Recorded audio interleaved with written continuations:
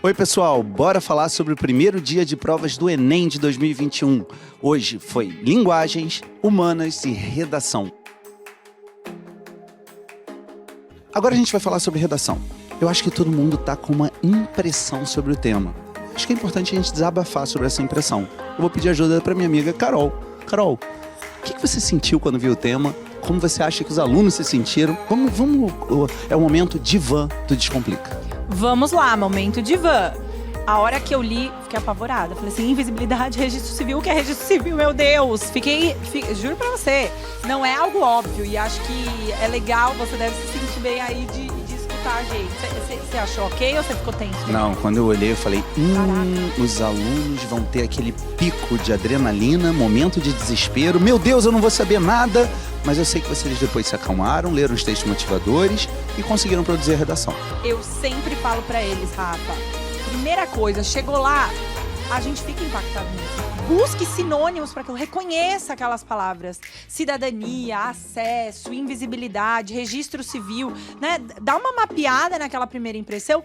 E aqui, nesse tema, a coletânea ajudava muito. Ficava bem claro que era registro civil, a questão da documentação. E aí, você respirava aliviado. O que foi que aconteceu? Eu fiquei doida, achei super difícil, depois achei maravilhoso, achei lindo, achei um tema absolutamente relevante. Isso, poxa, eu adorei essa palavra porque eu ia usar, juro, Carol, a gente não combinou, mas você sabe que o Enem sempre trabalha com temas socialmente relevantes. E quando a gente fala de pessoas que não existem para o Estado brasileiro, né, elas não foram registradas, elas não têm a documentação básica, ninguém sabe o nome, tem pessoas que são reconhecidas apenas pelos seus apelidos, não sabem suas próprias idades. Eu imagino que se você está me assistindo, essa não é a sua realidade, é uma realidade muito distante, mas é uma realidade que pode, deve, precisa ser avaliada. Então eu acho que quando o Enem escolhe essa temática, ele esfrega na nossa cara algo que tem muito a ver com inclusão social e cumpre de alguma forma a sua missão. Acho que foi super legal nesse sentido. Absolutamente dentro do padrão, assim. Acho que cumpre a sua importância e tá muito dentro do que a gente estudou. Eles estavam muito preparados. Então, é um primeiro momento de desespero, mas é um segundo momento de absoluta confiança. A gente já fala sobre isso, pensando em temas anteriores, pensando nos nossos temas, nos nossos eixos. Então, assim, de boa. E pessoal, tem uma coisa que é muito importante, tá? Se vocês acharam difícil, eu garanto que os 3.100.000 alunos inscritos no Enem acharam difícil. É difícil para todo mundo. Nesse sentido, tá todo mundo mais ou menos igual. Por exemplo, eu tava vendo a redação que essa pessoinha aqui produziu, a gente já pode falar. Tá. E eu adorei uma referência que foi feita. Você tá com a redação aí, Carol? Tá aqui. Uma referência que ela fez, todo mundo fica perguntando, o que eu posso usar de repertório? Que filósofo, que momento da história, que...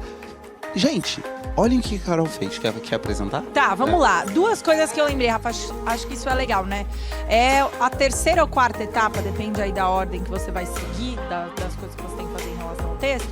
Mas é o momento do toró de ideias. Na hora que eu olhei ali, qual foi a primeira coisa que veio na minha cabeça? Os nomes dos filhos, ou a não nomeação dos filhos do Fabiano lá em Vidas Secas. Ele chama as crianças, né, de menino menor, menino mais velho, e aquilo na hora veio na minha cabeça. Cara, quando eu não nomeio algo, eu crio inexistência, eu crio total invisibilidade. E a partir disso, a linguista que mora dentro de mim gritou e falou: os substantivos existem para isso, para dar nome às coisas. Ter nome é absolutamente relevante para que a gente consiga referenciar, para que a gente consiga concretizar e materializar. Então, toda a minha argumentação estava ali, foi aterrada ali. E quer comentar algo? Quer mostrar mais ou menos o que você fez? Eu vou ler, vai. Vou ler uns pedacinhos e a gente vai comentando. E a gente vai comentando. Eu paro os pedaços. Coloquei título porque, Rafael que me ensinou essa referência que eu sempre uso. Qual é? O perfume da redação Perfuminho. é o título. Gente, chegou aqui o estranho. Chegou perfumado, você já criou aqui uma ideia. Cheirinho bom, perfumado. Então, não é obrigatório, mas é absolutamente importante que você use o título. Eu defenderei até a morte. E qual foi o seu título? A letra maiúscula. Sugestivo. Você achou? Eu achei. Eu achei um pouco assim, tipo, a letra maiúscula. É óbvio, mas não é tão óbvio. Não, Depois não. vem uma explicação bem. Eu não acho que seja. Uma autoestima excelente. Eu não acho que seja óbvio, eu acho que é isso que é legal no título. O título tem que seduzir o leitor, tem que falar. Letra maiúscula tem a ver com registro civil e invisibilidade. É um convite para o texto. E o convite, de alguma forma, vai ser explicitado logo na introdução. Eu já li o texto, tá, pessoal? Por isso que eu posso falar. Logo de Spoiler. cara, porque eu acho que isso também é importante, né? Criar uma certa vontade de ler, mas não criar ansiedade. Acho que o leitor querer, né, loucamente aí seguir isso. Daí eu coloquei assim, ó. Dar nome é registrar a existência no mundo. A partir de um viés linguístico, a classe dos substantivos é responsável por isso. Temos substantivos próprios e comuns. Os primeiros, iniciados com letra maiúscula, nomeiam principalmente pessoas.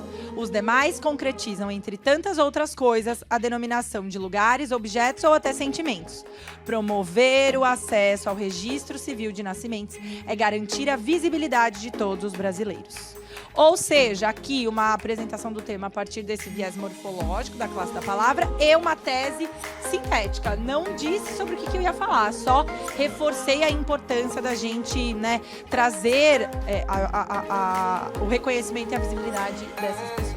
Pessoal, é claro que a Carol tem o estilo dela e, poxa, ela é uma linguista, né? Como é que você falou? A linguista que habita em você, que mora em você. Então é claro que ela foi por esse lado dos substantivos comuns, substantivos próprios, abstratos, concretos. Fez uma brincadeira com a linguagem e é claro que se isso fosse corrigido pela banca, ela não entregou a redação para a banca, isso seria muito bem visto. Alguns devem estar pensando, puxa, mas eu não fiz nada disso. Mas se você quisesse trabalhar com o conceito de cidadania ou cidadão, sujeito de direitos e deveres perante a sociedade, isso já é um bom começo. Eu vi gente comentando que eu fiz uma referência à ideia de polis na Grécia Antiga e do indivíduo estar inserido na sociedade. Cara, se você fez alguma referência histórica, também tá bom. Aqui são apenas exemplos entre inúmeros, milhares, talvez infinitos exemplos que a gente poderia utilizar e não entra em desespero qualquer coisa não, tá? Além disso, aí vem a questão das vidas secas e os dois parágrafos de desenvolvimento. Como é que você organizou isso, Carol? Eu comecei a partir dessa alusão cultural, né, a uma obra absolutamente relevante e depois coloquei dados numéricos, que eu sempre falo pra eles. Tem que usar o número que tá lá, eu acho que é um jeito de você inserir uma importância naquela coletânea e mostrar pro corretor que aquilo ali, que você reconheceu o valor daquilo, que não tava ali de enfeite. E aí você tá falando do mapa da invisibilidade, que é o texto número 2, se eu não me engano, da coletânea. Acho que é isso, né?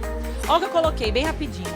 Em primeira análise, conectivo, importantíssimo, cabe perceber a falta de acesso ao direito de personalidade previsto no Código Civil de 2002. A obra Vidas Secas, de Graciliano Ramos, da segunda geração modernista, traz um relato mimético do sertanejo. Esses homens que com esforços incansáveis passam por uma vida insignificante e sem perspectiva.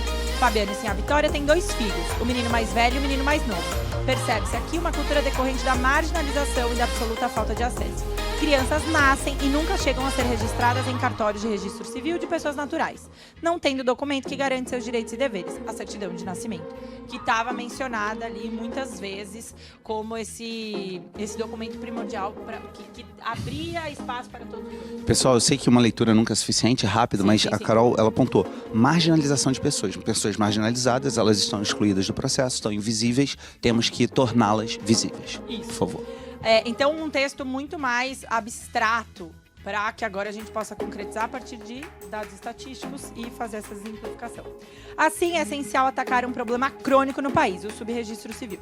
A partir de dados do mapa da invisibilidade, do IBGE, o número de indivíduos sem documento pode chegar a quase 4 milhões de pessoas. Isso era uma coisa muito legal, a gente sempre fala disso. Você tinha dado por regiões, né? Você não usa o dado puro que tá ali. Você faz a soma e entrega um dado parafraseado, se é que a gente pode... 2% da população brasileira, né? Arredondando, somos 200 milhões, 4 milhões são 2% da população. Alguma brincadeira nesse sentido. E aí trouxe uma contextualização, né? Um cenário atual. Então, em uma situação de pandemia, como a vivida no globo em 2020 e 2021 por conta do coronavírus, o dilema pode se tornar ainda mais grave, uma vez que não existem registros seguros para o acesso às políticas afirmativas ou até serviços básicos. Para que isso fique bem mapeado, bem concretizado, né? Trouxe um dado mais literário, cultural, para demonstrar uma certa elegância no repertório e depois... Sofisticação. A verdade está aqui. E problematizamos, encaminhamos para a solução. Aliás, vocês ficaram à vontade com as propostas de intervenção, porque tinha uma dicasinha nos textos motivadores, falando defensoras e defensores em prol da documentação civil. Quando coloca defensores públicos, a gente está falando de órgãos de justiça. Carol, você pensou em algum órgão de justiça aí? Olha, eu Nem foi forçado, tá, pessoal? Essa daqui, eu vou dizer que soube, assim, por ter contato com a galera muito ali de defensoria pública, desses órgãos de justiça. Então vamos ver se aqui vocês reconhecem, tá? Como o Rafa disse, reforçando, né? Que às vezes eles olham e falam, eu nunca vou escrever isso, meu Deus. Verdade, gente. A gente tá aqui há muitos anos fazendo isso. Então, obviamente, a gente vai ter, né, insights um pouco mais sofisticados às vezes, tá? Em suma, é essencial construir condutas de conscientização e acesso para o registro civil. Então, rememorei, trouxe, né, parafraseei a tese. Depois vem, o governo federal, em parceria com o Ministério da Cidadania e da Cultura, devem criar campanhas midiáticas para divulgar a gratuidade dos serviços de documentação primordial. Além disso, é absolutamente relevante a ampliação de projetos como o Programa de Justiça Itinerante do Estado do Rio de Janeiro. O projeto adapta modais de transporte variados e chega em pontos esquecidos do Brasil. Levar tais serviços é garantir o direito à letra maiúscula, assim assegurando dignidade e a existência humana em território nacional. Uhul! Texto circuito, tá Esse no pessoal de grau. São Paulo arrebenta. Vocês viram, né? A letra maiúscula, acesso à letra maiúscula do nome e essa referência aqui também dialoga com o título. Eu não sei se vocês viram, eu fui fazendo assim, tentando buscar, tava um pouco rápido, mas agente, ação, o meio, a finalidade, o que mais pode ser colocado, né? O detalhamento. E aí, se vocês depois acompanharem, a gente vai publicar. Sim. Vocês vão poder ver nos detalhes o que seria uma redação exemplar para esse tema. Certo, Carolzinha? Certo, acho que vale pontuar até, né? Vai pro nosso site, 2 redações modelo. Pode ser legal o exercício, a gente fez separada essas redações. E nós duas usamos o Vidas Secas. Ela falou nós dois, foi ela e a Bruna Basile. E aí a gente fez referência ao mesmo título. E acho que pode ser um exercício legal para você perceber que não existe senso comum, não existe repetição. Porque cada uma vai abordar de um jeito e usar aquela referência. Então, nunca é o dado a referência por si. E sim a sua argumentação, a sua contextualização, a sua organização, a sua interpretação. Perfeito. Pessoal, só quero deixar um último recado, e é sério, tá? Parem de ficar olhando para as redações que vocês vêm pipocando aí na internet, não só as nossas, todas, e comecem a olhar e falem, meu Deus, eu fugi ao tema, eu vou tirar 0, e aí você não entra nessa, tá? 99,9% das vezes que eu vi, não, eu vou dizer que 100%, porque se eu falar 99,9% eles vão achar que eu sou o 01 que...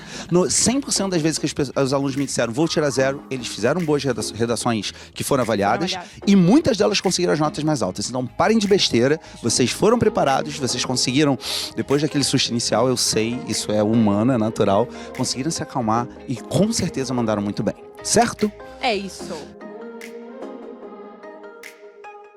O que eu pensei que foi mais importante na prova desse ano de linguagens, o que predominou?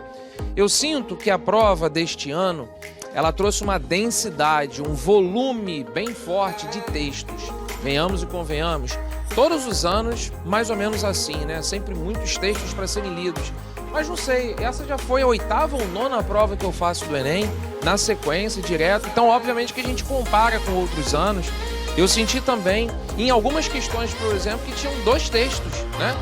Em geral, acontece de cada questão um texto. Não, eu vi em mais de uma questão, se não me engano, mais de um texto. Então, realmente, isso pede da candidata do candidato concentração, habilidade de leitura. Por falar em habilidade de leitura, o que eu sinto que predominou, muitas questões em torno disso. Se você virar para mim, professor, e perguntar assim, qual foi o assunto que você viu de maior evidência? Romantismo, figuras de linguagem, funções da linguagem? Eu diria para você que foi a habilidade de leitura, né? O fato de você acabar de ler um texto e conseguir responder aquilo que o examinador, a examinadora está querendo, o que a banca está cobrando de você. Então, respondendo, o que predominou nessa prova? Uma densidade de textos, né? Ao mesmo tempo, assuntos interessantes, assuntos ensinados na escola, no colégio, nos cursos. Na nossa plataforma Descomplica, a gente trabalhou vários assuntos abordados na prova. Caíram questões muito ligadas à praia da literatura, sim, que você precisava de um conhecimento prévio de leitura, de entendimento das escolas literárias, mas isso também não foi uma cobrança específica, pontual. Era uma espécie de um pré-requisito, de um repertório que você deveria ter. Algumas questões, de fato, que você pegava as próprias respostas na malícia do enunciado e no entendimento dos textos. Caiu, por exemplo, cobrança de soneto, né? Em relação ao que eu percebi de novidade da prova deste ano, eu vi algumas questões mais densas cobrando muita leitura em cima dos textos do Machado de Assis, que não vem a bem a ser a novidade, não é que nunca tenha aparecido isso. Mas eu senti, por exemplo, em contraste aos outros anos, eu reparei muito isso. Será que você percebeu também? A diferença, a distinção de menos questões com apelo visual. Em outros anos eu via mais questões tiradas de notas de jornal, de manchete, de notícias. Eu vi tirinha, eu vi alguma coisa ligada assim à reportagem, mas eu também vi de novidade questões mais literárias, questões mais em cima de contos, em cima de poemas. Repito, para não me tornar incoerente, não que isso seja novo só deste ano, mas em comparação com alguns outros anos. Em termos assim, do que eu vi que mais se destacou? Caíram questões assim emblemáticas, né? Porque estava muito na desconfiança. Será que a prova não vai ter a cara de crítica social? Caíram questões que relacionavam a questão feminina. Teve aquela questão, por exemplo, que falava da mulher jogando a bola, que era uma bola assim, levantava, que era do pop art. Caiu uma questão também do Sinhá, né? Que tinha um texto Sinhá, que eu acabei agora de esquecer quem era a referência literária. Caiu um texto, uma música do Gonzaguinha, do comportamento geral. Caiu questão ligada à escravidão, a racismo. Porém, quero deixar claro que eu senti também uma ausência de certas defesas de minorias, de algumas questões que já apareceram ano passado, ano retrasado.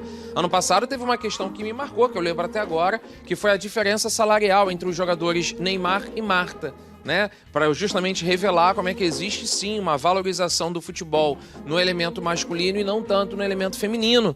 Esse ano eu não vi questões com essa bandeira tão forte, mas tinha umas questões falando sim sobre ligação de escravidão, ligação do apelo da mulher.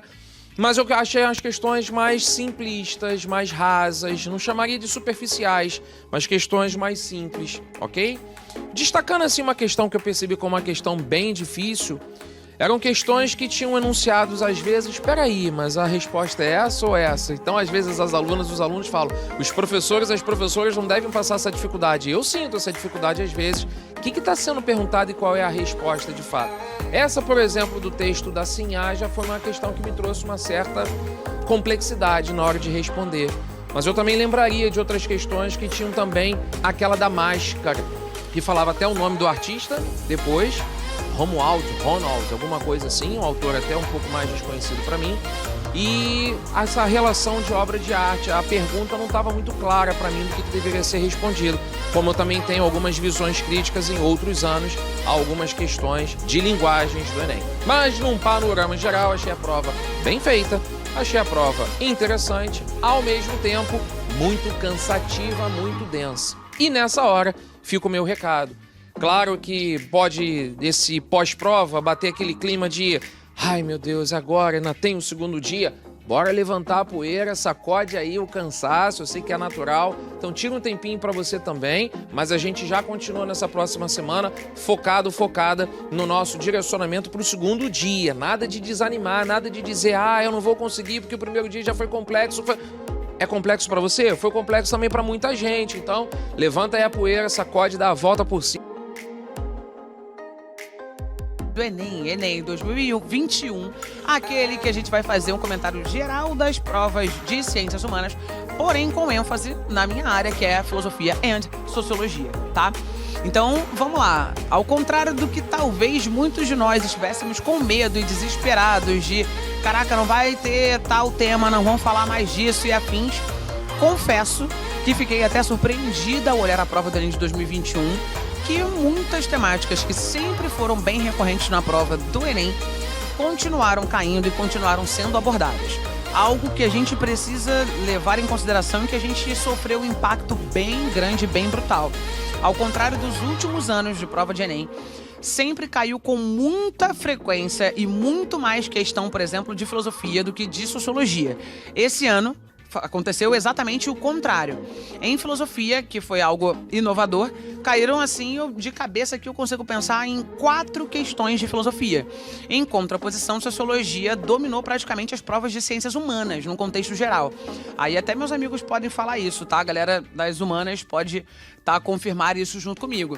Então, dentro da temática de sociologia, temas que são super comuns para a prova do Enem continuaram caindo, como abordagens culturais, falando sobre patrimônio cultural, questão indígena, caiu bastante questão sobre até escravidão, né, o posicionamento, a inclusão social, tá, do jovem negro brasileiro, caiu questão sobre a mulher dentro da ciência lá no século XIX, mas super importante a abordagem. E em filosofia, a gente tem aí, né, essa queda do número de questões, que foi uma queda bem abrupta, posso dizer assim. E aí a gente teve uma galera que costuma aparecer, que não foge aí do nosso padrão, como o Descartes, que a gente sempre fala. Tem que ter em mente a galera da Revolução Científica. Então caiu Descartes, caiu uma questão sobre Sócrates, caiu uma questão do Nietzsche. Tinha um tempo que o Nietzsche não aparecia na prova do Enem. A última vez que ele apareceu foi Enem 2019 e ele voltou a aparecer agora Enem 2021. Então, dentro do que era o esperado para a prova de Ciências Humanas do Enem 2021, a gente pode afirmar aí que a gente tangenciou temas que são super conhecidos, claro, sofrendo esse grande impacto aí do número de questões que foram abordadas dentro da prova de filosofia. Das questões da prova, acredito que a própria questão do Descartes, que é um cara que é super conhecido como o pai do racionalismo moderno e tal, e afins, a abordagem da questão ela foi um pouquinho mais específica, não voltada para o lado do científico cartesiano, que a gente está tão acostumado a falar do método cartesiano, do racionalismo e afins. E foi uma questão que falava do conhecimento que nós temos sobre a filosofia e a importância da filosofia. Então, num primeiro momento, eu acho que essa questão pode ter sido uma questão que assustou uma galera que olha o nome do Descartes e pensa, caraca, racionalismo, empirismo, não sei o quê. E pode ter, né, trazido um texto e um enunciado que você falou, opa! E talvez você possa ter ficado ali preso entre 2 alternativas. Espero que você tenha conseguido achar a alternativa correta, porque essa questão não foi, assim, uma das mais tranquilinhas de serem analisadas mesmo, não. Tenham feito todos boa prova. Eu me chamo João Daniel, sou professor de História e Atualidade do Descomplica. E eu vim aqui para fazer um comentário geral sobre a prova. Eu acho que uma coisa importante que a gente tem que falar, que foi o que predominou nessa prova, foi 2 características que, a meu ver, já eram uma tendência dos anos anteriores. Uma bem recorrente, que é o fato de que é uma prova de interpretação de texto. Então eu diria que pelo menos metade das questões você acertava lendo o enunciado, lendo os textos do enunciado, ou simplesmente fazendo uma boa leitura, uma boa capacidade de leitura. Isso significa que aqueles candidatos que têm o hábito de ler, aqueles candidatos que estão acostumados a fazer interpretação de texto, aqueles candidatos que gostam, né, da leitura, da interpretação e da hermenêutica, que são os alunos do Ormes, da Camila, do Valade, e esse pessoal se deu muito bem, vocês, com certeza. Né? Então acho que é uma prova de interpretação de texto e isso predominou. Outra coisa que predominou foi a sociologia. Por incrível que pareça, tinha mais questão de sociologia esse ano do que questões de geografia e de história, mais até, inclusive, do que questões de sociologia, de filosofia. Muita questão de sociologia. Algumas questões a gente não sabia se era de sociologia ou de história, porque era sociologia histórica, sociologia de gênero no século XIX, sociologia na antiguidade clássica, sociologia no período medieval. Você tem muitos temas de sociologia nessa prova e isso faz com que, obviamente, a professora Lara seja um destaque extraordinário, né? Com aquele seu gigantismo, né, de personalidade, ela é muito mais importante, ela terá muito mais a dizer do que eu. Bom, uma novidade, então, né, que me parece muito importante desse ano, né, é perceber que não me pareceu que a prova tinha aspectos ideológicos muito escuros. É uma prova que mantém a tradição do Enem de tratar de temas progressistas. Temas como igualdade de gênero, temas como racismo, temas como escravidão. A sociologia histórica que mencionamos, ela está presente em toda a prova, inclusive na prova de inglês, né? Você tinha questões sobre desigualdade, você tinha questões sobre a superação e emancipação da desigualdade, questões e temas sobre o meio ambiente, questões e temas sobre aspectos de gênero, direitos de presidiários, né? Então, não me parece que houve, né, explicitamente algum tipo de intervenção na prova, é de fato uma prova progressista. E isso eu acho muito positivo, né? Isso é bastante positivo. Quais foram as temáticas, né, que mais apareceram? Quais foram os destaques, não é, na prova? 2 questões sobre escravidão. O fato de que, isso sem sombra de dúvida é uma tendência que já vinha desde o ano passado, de que as questões mais atuais não aparecem. Então não apareceram questões sobre o regime militar brasileiro, não apareceram questões sobre a redemocratização. A questão mais antiga da prova de história era sobre o suicídio de Getúlio Vargas, a questão sobre a participação popular depois do suicídio de 54. De 54 para cá parece que não tinha história, mas caíram questões sobre história medieval, duas questões sobre história medieval, e até quando são questões de história medieval, eram questões sobre aspectos progressistas da história medieval. Por exemplo, uma questão sobre São Francisco de Assis. Uma questão que comparava São Francisco de Assis com as heresias medievais e a questão da desigualdade, né, da questão da luta pelos marginalizados. É muito interessante. Caiu também uma questão sobre os incêndios nas cidades medievais, caíram questões sobre os ciganos e a perseguição aos ciganos e a aculturação dos ciganos na época da América Portuguesa. Eram algumas questões bem difíceis porque eram temáticas às quais a gente não está muito acostumado no Enem, né? Normalmente o Enem tende a cobrar questões mais contemporâneas, e essa prova, como aliás já tinha sido a prova de 2020, né, aplicada em 2021, questões mais antigas. Não caiu nenhuma questão de história antiga, estrito senso, Egito, Mesopotâmia, Grécia, Roma, não caiu, né? Mas caíram duas questões de história medieval e várias questões de história moderna. Então, dentre os destaques, eu diria, né, aspectos de gênero, sociologia histórica e história da escravidão. Por incrível que pareça, achei a questão mais difícil da prova uma questão sobre o Bill Aberdeen, uma questão que falava da revogação do Bill Aberdeen na Inglaterra por pressão brasileira, da diplomacia do Brasil, uma questão inclusive de política externa, e por pressão dos liberais ingleses, e que o governo inglês não queria abolir o Bill Aberdeen, e aí perguntava sobre o que se tratava aquilo, né? E tinham várias opções bem esquisitas, né? E a opção que eu marquei correta foi justamente a opção que falava sobre a proibição comercial. É óbvio que o Bill Aberdeen era uma proibição comercial, porque era o comércio de pessoas, do tráfico de escravos, mas tratar de maneira tão direta essa proibição comercial, quando é uma questão humanitária também, eu achei meio esquisito. Tanto que eu olhei as outras opções, nenhuma das opções me parecia mais adequada do que essa, mas essa é uma questão que eu fiquei muito em dificuldade, mais porque era uma questão de interpretação de texto, talvez porque eu tinha dificuldade de interpretar, mas eu achei essa questão meio polêmica nesse sentido. Também achei algumas questões que eu nem acho que são questões de história, como questões de sociologia, por exemplo, uma questão que tinha a música do Zé Ramalho. E vida de gado, povo marcado e povo feliz, e pedia para dizer o que essa crítica social representava, né? Que era uma questão da passividade. Engraçado é que a referência do Zé Ramalho estava dizendo que é a luta do diabo contra o dono do céu. E essa música é Admirável Gado Novo. Então esse é um erro da prova, estava errado. Eu não sei se o nome do álbum é esse, eles botaram o nome do álbum, mas o nome da música é Admirável Gado Novo, que é inclusive uma referência ao Aldous Huxley, né? Tô aqui fazendo comentários de uma questão que não é minha. Essa é uma questão linda, achei também muito bonita, mas bastante difícil. E claro, as questões de história medieval me parecem um pouco difíceis porque a gente estuda pouco, né? Os alunos, de modo geral, estudam pouco, porque a Idade Média são mais de 1000 anos. Então questões sobre incêndios em cidades medievais, né? Ou questões ainda sobre São Francisco de Assis e heresias medievais eram coisas que ninguém estava esperando. Embora não sejam exatamente difíceis para quem estudou história medieval, me pareceram que eram questões que exigiriam um pouco mais de esforço do candidato. Pessoal, tudo bem? Vamos comentar um pouquinho como foi a prova de geografia desse Enem 2021. Gente, olha só, já vou começar logo. Foi surpreendente, tá? Foi surpreendente. Por quê? Porque foi uma prova que quebrou um pouco de uma tendência que vinha nos últimos anos. Ela foi uma prova, primeiro, muito interpretativa.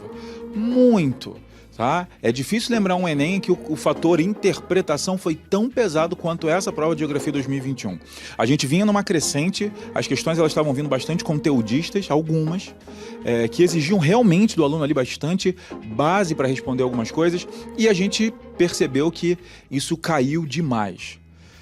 Dando uma visão geral da prova, a gente percebeu que questões que discutiam o meio ambiente, mas não necessariamente os impactos ambientais. Meio ambiente, a relação das populações tradicionais e o meio ambiente, as experiências das populações, as caracterizações, as observações. Era uma coisa, como eu acabei de falar para vocês, exigia demais de você olhar, entender e contextualizar. Então, de um lado a gente destaca o meio ambiente, do outro a gente destaca questões urbanas. A cidade caiu muito. A cidade enquanto espaço de convívio, a cidade enquanto espaço de transformação. Então, questões urbanas e ambientais chamaram a atenção desse Enem 2021 na parte de geografia. Eu ainda destaco aí a ausência de geografia física. Eu quase posso falar ausência, porque assim, na boa, caiu uma questão. Uma. Não vou falar que eu gostei da única coisa que cobrou, não, porque foi sedimentos, mas isso é uma piadinha interna. Mas no geral, a gente via uma questão que trazia um conhecimento ali de uma dinâmica de erosão Mas, de resto, a questão que falava de clima, que falava do clima semiárido brasileiro, não era uma questão de conhecimento climatológico, era uma questão de observação ambiental também. E a gente não viu questões super importantes em relação, por exemplo, à Amazônia, desmatamento, questões muito relevantes nos impactos ambientais brasileiros, a queima de combustível fóssil, a substituição das fontes de energia, a discussão dos motores elétricos. Então, apesar de cair muitas questões ambientais, os grandes tópicos do momento realmente ficaram bem fora, enquanto as relações sociedade e natureza foram mais fortes. Fora isso, a gente viu questões sobre população carcerária, aí talvez até mais para a sociologia. A gente percebeu uma questão sobre refugiados. A gente viu questões de relação de trabalho toyotista, enclaves industriais. Então, assim, o meio ambiente, as relações de trabalho e as questões urbanas, para mim, chamaram bastante atenção nessa prova. Tá? Outros assuntos meio salpicados, mas esses três pegaram bastante corpo. A queda da geografia física e a queda da participação de agricultura também chamou muita atenção. Uma única questão, claramente, de agricultura do Brasil, que é um assunto sempre muito cobrado, e isso aí veio chamando bastante atenção para essa prova. No geral, esse fator interpretativo foi muito importante e que me leva até a ter uma dificuldade. Uma coisa que me perguntaram aqui foi assim: Hans, qual foi a questão mais difícil? Então, não sei, porque parece que a dificuldade maior ela está muito ligada à sua capacidade de interpretação daquela questão. Talvez as questões com textos um pouco mais complexos, como uma que falava do uso da água, ou até uma que você tinha que relacionar a questão do lixo à divisão internacional do trabalho. Então, assim, se eu tivesse que apontar talvez uma mais difícil, eu até falaria essa. Uma questão que falava sobre a gente produzir cada vez mais lixo eletrônico, que é esse lixo da obsolescência programada, o lixo da tecnologia. É o teu celular que ficou velho, é o teu computador que não funciona mais, as baterias antigas e o envio desses lixos para países mais pobres. E a questão não queria que você falasse exatamente do lixo, mas ela queria que você entendesse que cada país acaba ocupando um papel nesse comércio mundial. Então era uma questão que começava ali por impacto ambiental, mas terminava aí numa visão econômica de divisão internacional do trabalho. Se eu tivesse que apontar uma mais difícil, talvez seja essa, mas deixando bem claro aí que não estava tão clara assim, nossa, essa questão é muito difícil. E é muito da sua capacidade na hora da prova, nervosismo, etc. Tudo bem? Gente, essa foi aí a análise de como foi a prova da Geografia do Enem 2021. Espero que vocês tenham gostado.